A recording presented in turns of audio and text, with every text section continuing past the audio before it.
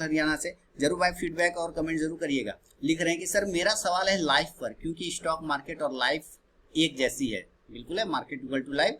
और सर आपके एक्सपीरियंस के हिसाब से वो कौन सा एज है जिसमें खास तौर पर लड़कों में समझदारी आ जाती है। दूसरा सवाल है, हम दूसरे लोगों को क्या समझ सकते हैं जबकि किसी को समझना अंदर की कला है। लोग बाहर से कुछ और अंदर से कुछ होते हैं, ऐसी सिचुएशन में क्या करें इसी मार्केट में। बहुत बढ़िया। ये लिख रहे हैं कि कौन सा एज है जिसमें समझदारी आ जाती है। तो मैं आपको समझाता हूँ बहुत ही अच्छे तरीके से। ये लिख रहे हैं कि कौन सा एज है जिसमें समझदारी आ जाती है लड़कों में। आपको मुंशी प्रेमचंद का एक कहानी पढ़ना चाहिए, ईदगाह।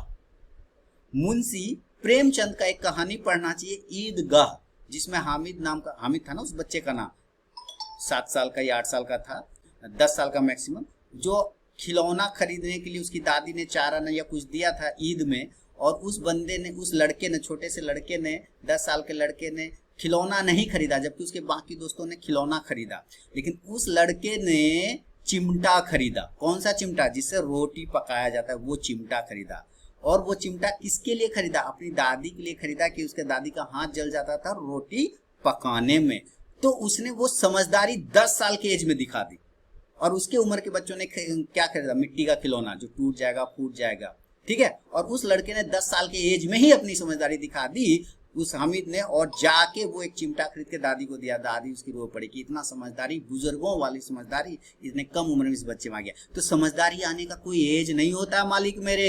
अच्छा 23 साल में समझदारी आएगा, 23 साल तक मैं सो जाता हूँ। 23 साल आएगा तब उठूंगा, डायरेक्ट समझदारी लेके सो जाता। ऐसा करेंगे क्या आप? ऐसा करेंगे? कहाँ का दिमाग है सर, क्या कर रहे हैं आप? अच्छा 55 साल में समझदारी आती है, बैठे रहूंगा, 55 साल होगा तब, अभी कुछ ना करेंगे, करवन कुछ काम, 55 साल में समझदारी आएगा, 55 साल में करेंगे, अभी आराम। ऐसे करेंगे? समझदारी आने का कोई एज नहीं होता। वो आपके परिस्थिति, आपके कंडीशन पे डिपेंड करता है कि आपका कंडीशन क्या है और आप उसको कैसे एनालाइज कर पाते हैं। वो कंडीशन क्या है और आप कैसे एनालाइज कर पाते हैं, वो आपकी परिस्थिति पर, सामाजिक परिस्थिति पे, घरेलू परिस्थिति पे, आर्थिक परिस्थिति पे डिपेंड करता है। वो हामिद के भी अंदर में तो आ सकता था, मैं खिलौना खरीदूं, खेलूंगा उस खिलौना से। वो कर सकता था ना, नहीं किया, उसने चिमटा खरीदा। क्यों? क्योंकि उसकी परिस्थिति, उसने चारों तरफ देखा कि उसकी दादी कितनी मुसीबत में, दादी का हाथ जल जाता है, किसके लिए? मेरे लिए, रोटी मेरे लिए बनाती है, हाथ जल जाता है तो कितना दिक्कत होता है। वो चिमटा खरीद के लाया, खिलौना अपने लिए नहीं खरीदा। समझदारी आने का कोई एज नहीं होता है सर, है ना। समझदारी आपके IQ से आपको सोच। अब कोई व्यक्ति को पता है कि हम बिच्छू को छुएंगे, बिच्छू को पकड़ेंगे, वो डंक मारेगा, बिच्छू को पकड़ेंगे वो डंक मारेगा, वो फिर भी जाता है पकड़ने, तो मूर्ख है ना। उसको पता है वो डंक मारेगा, काटेगा, फिर भी वो पकड़ने जाता है। तो क्या? अच्छा वो 23 साल में समझदारी आता सर, तब ना हम उसको नहीं पकड़ते, हमको तो अभी 15 साल है सर, हम तो पकड़बे करेंगे। अरे भाई ये तो कॉमन सेंस है कि उसको पकड़ने जाएगा तो काटेगा, इसमें समझदारी क्या है? तो कॉमन सेंस है, ये कॉमन सेंस है, आप समझिए, है ना। समझिए आप इस बात को। तो उसका कोई एज नहीं होता है सर, उसका कोई एज नहीं होता है। उसका सुना है KFC जिसका खाते हैं, चिकन कबाब फलाना ढिमकाना खाते हैं, कब सक्सेस हुए थे उनको? कब? 55-60 साल की एज में, है ना, कर्नल फ्राइड को, है ना। ये चीजें आपको समझना है। किसी को 55 साल में समझदारी आ जाती है, किसी को 10 साल में समझदारी आती है। उसका कोई एज नहीं होता समझदारी का। वो आपकी परिस्थितियों पे डिपेंड करता है, वो आपके कंडीशन पे डिपेंड करता है, और वो आपके कॉमन सेंस पे डिपेंड करता है कि आप कितने जागरूक हैं। ठीक है ना सर। तो इस चीज को आपको समझना होगा। और ये बिल्कुल, ये जो सवाल है कि कितना एज में, ये तो बिल्कुल नहीं, लड़कों का, लड़की की बात नहीं है, लड़का लड़की का बात ही नहीं, बात है सबका, सबका। दूसरा सवाल है, हम दूसरे लोगों को क्या समझ सकते हैं जब हम, किसी को समझना अंदर की कला है, दूसरे को समझने का तो जरूरत ही नहीं सर। जानते हैं हम दुखी क्यों होते हैं सर? हम दुखी क्यों होते हैं?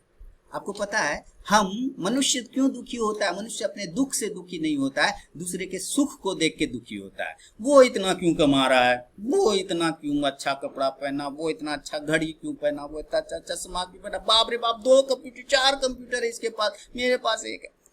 हम उसी में पागल हो जाते हैं, उसके पास इतना है, मेरे पास नहीं है। अरे भाई, अरे भाई, दूसरे को सुख के देख के क्यों जल रहे हो?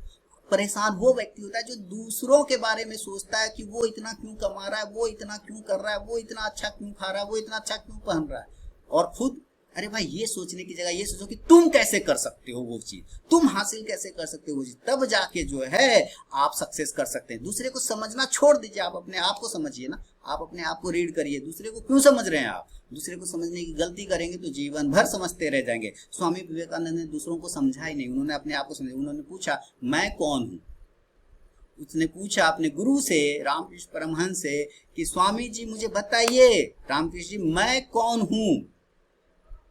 तो स्वामी जी ने उनको बताया। उसने ये नहीं पूछा कि आप कौन हैं, ए रामकृष्ण तुम बताओ आप कौन हैं, ए फलाना कौन है, ये नहीं पूछा। उसने पूछा मैं कौन हूं।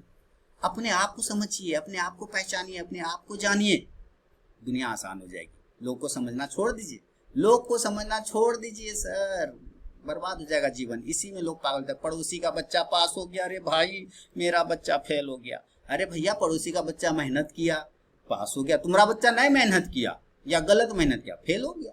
तो दूसरा क्यों कर रहा है ऐसा, उसमें आप जलते क्यों हैं, उसमें आपको परेशानी होती तो आपको तकलीफ। दूसरे को समझना छोड़ दीजिए, अपने आप को समझिए। ये सारे लोगों से कह रहा हूं जो ये वीडियो देख रहे हैं, समझ रहे हैं। ठीक है दीपक जी, बहुत बहुत धन्यवाद। आगे बढ़ूंगा, अगला सवाल।